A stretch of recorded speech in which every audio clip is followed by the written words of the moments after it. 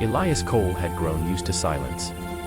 The kind that settles in your bones and lives there like a quiet tenant. Some folks feared loneliness, but for Elias, it was the only thing that had never lied to him, cheated him, or walked away when he needed someone most.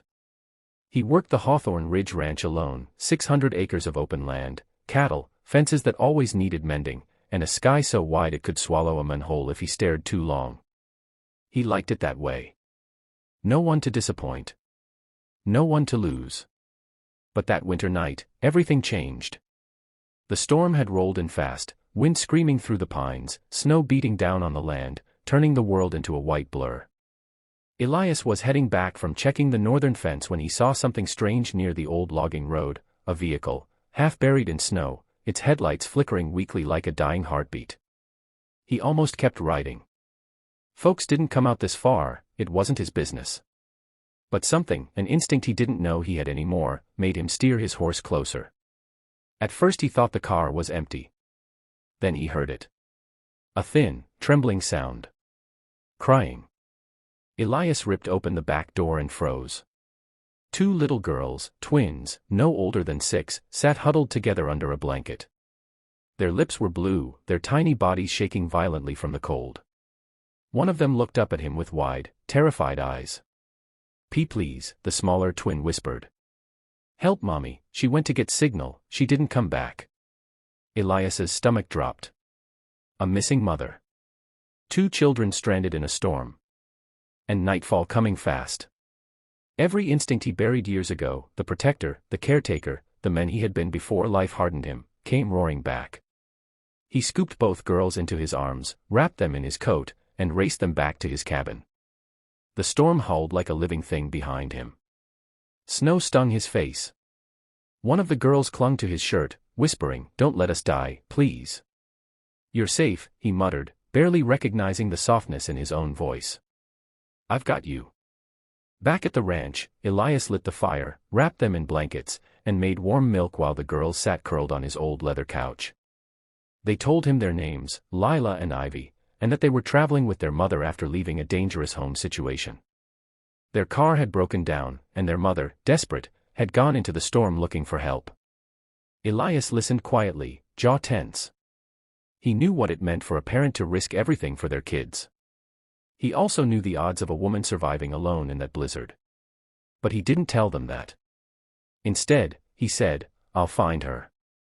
The girls begged him not to leave, clinging to his arms, but Elias promised he would come back. Something in their eyes reminded him too much of a little sister he'd once lost, the same fear, the same pleading.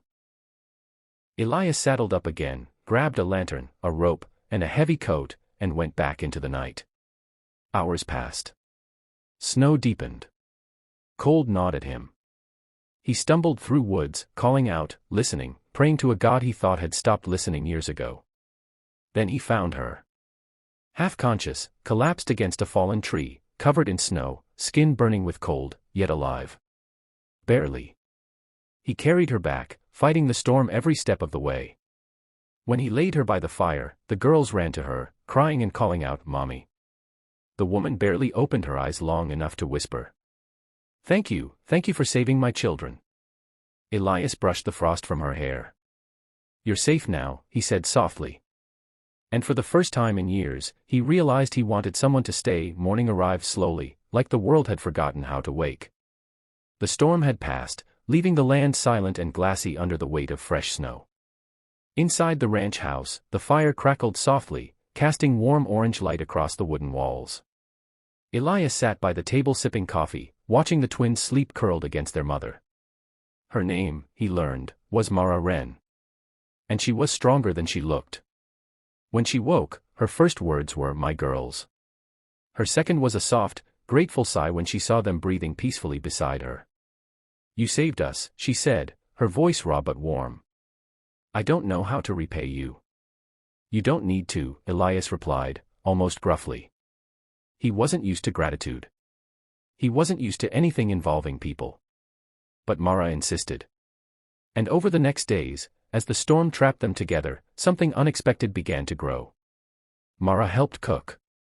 The girls filled the house with laughter, tugging on Elias's hands, braiding straw into pretend crowns for his hat, begging for stories about horses and ranch life.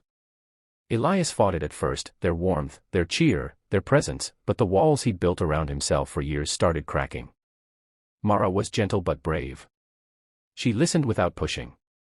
She told him about the life she'd escaped, an abusive ex-husband, years of fear, and finally the decision to run. She spoke with quiet strength, a voice shaped by storms much colder than the one that nearly killed her. And for the first time in a long time, someone listened to Elias too. Late one evening, after the girls were asleep, Mara stood with him on the porch, watching the stars blink through the clear, frigid sky. "You've done more for us than anyone ever has," she said softly. "I don't know how you ended up out here alone, but you didn't deserve it." Her words hit deeper than she knew. He'd been alone since his brother died. Since his heart had broken one loss at a time. Loneliness was easier than hope, until now. The twins loved him. Mara trusted him. And Elias felt his heart waking up from a long, cold winter. When the roads finally cleared, Mara packed their things slowly, too slowly. She kept glancing at him, hesitating. The girls hugged his legs. "Can we stay? We like it here, we like you." Mara flushed with embarrassment, but Elias just knelt beside them, touched beyond words. Before she left, Mara turned back to him.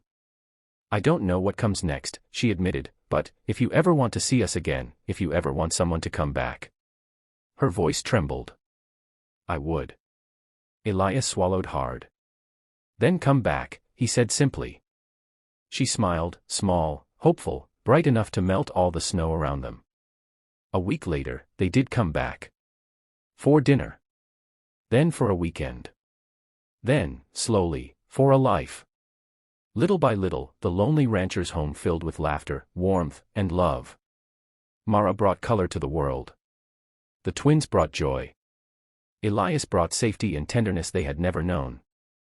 And though none of them said the word family out loud at first, they lived it. Day by day. Moment by moment.